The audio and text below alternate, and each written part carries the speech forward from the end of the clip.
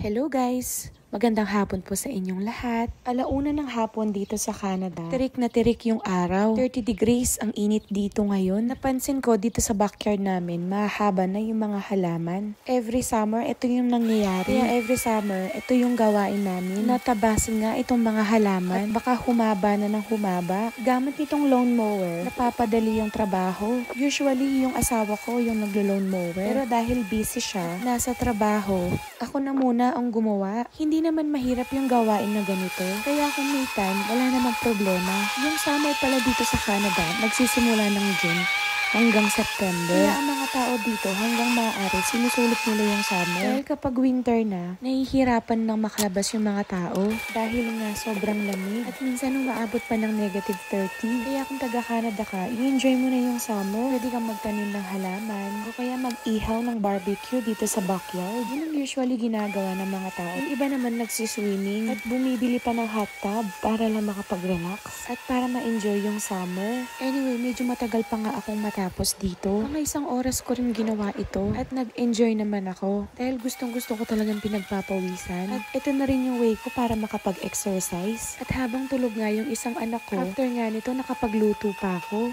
Anyway, thank you so much for watching. Kung nagustuhan mo itong video na ito, please follow my page. Thank you so much!